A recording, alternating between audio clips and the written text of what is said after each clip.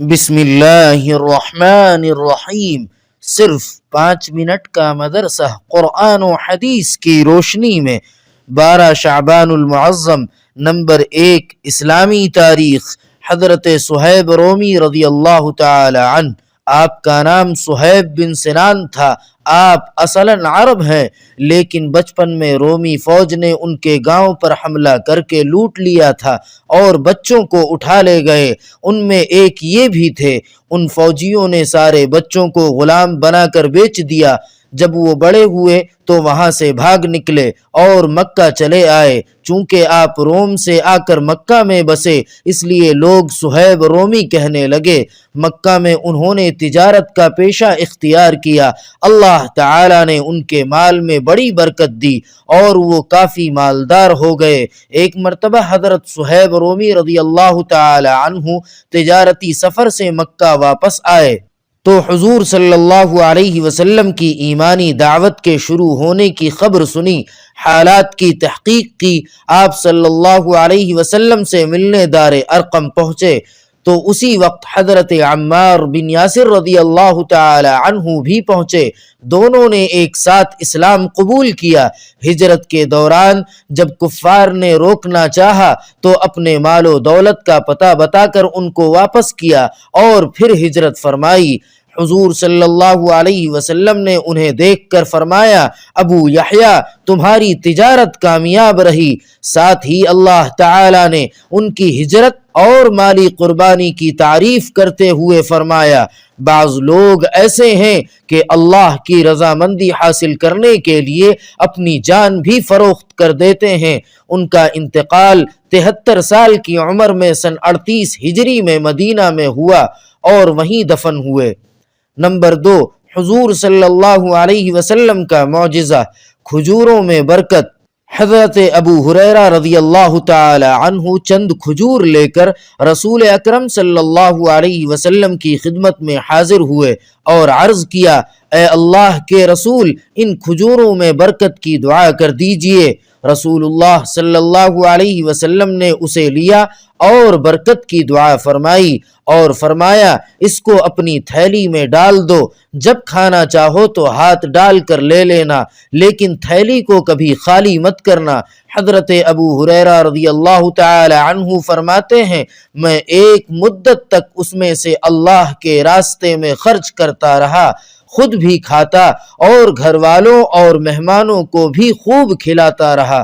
وہ تھیلی میری کمر سے کبھی الگ نہیں ہوئی، لیکن جس دن حضرت عثمان رضی اللہ تعالی عنہ کا قتل ہوا، اس دن وہ تھیلی مجھ سے کھو گئی۔ نمبر 3، ایک فرض کے بارے میں نیکیوں کا حکم دینا اور برائیوں سے روکنا۔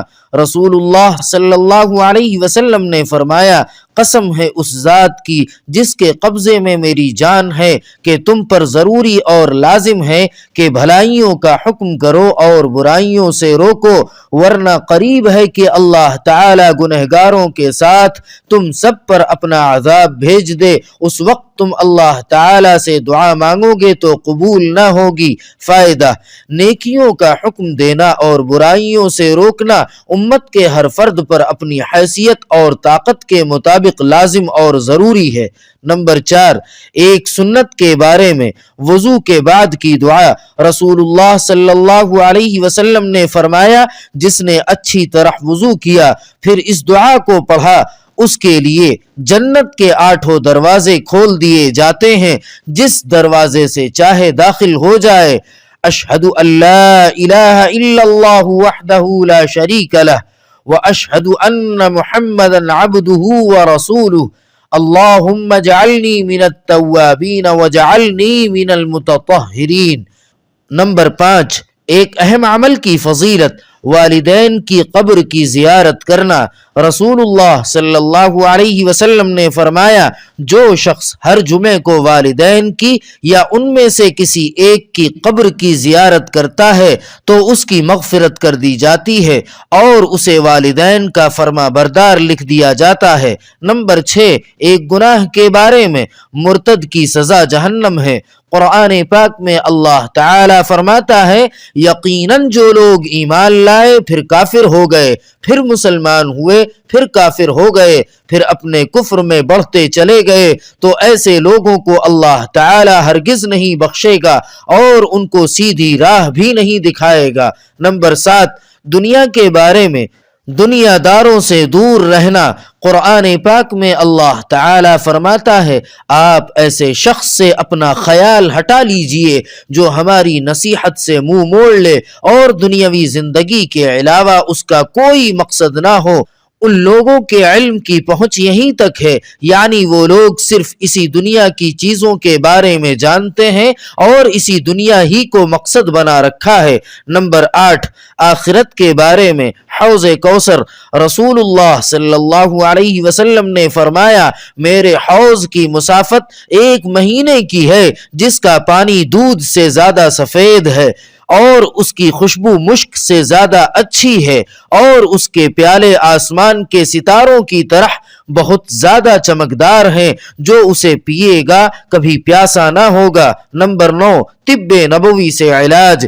چقندر یعنی بیٹ روٹ کے فوائد۔ ایک مرتبہ ام منذر بنت قیس رضی اللہ تعالی عنہا کے گھر پر رسول اکرم صلی اللہ علیہ وسلم کے ساتھ ساتھ حضرت علی رضی اللہ تعالی عنہ بھی کھجور کھا رہے تھے، تو رسول اللہ صلی اللہ علیہ وسلم نے فرمایا، اے علی بس کرو، اس لیے کہ تم ابھی کمزور ہو۔ ام منذر کا بیان ہے کہ میں نے ان کے لیے چقندر اور جو کا کھانا تیار کیا تو رسول اللہ صلی اللہ علیہ وسلم نے حضرت علی رضی اللہ تعالی عنہ سے فرمایا، اے علی اس کو کھاؤ، اس لیے کہ یہ تمہارے لیے فائدہ مند ہے۔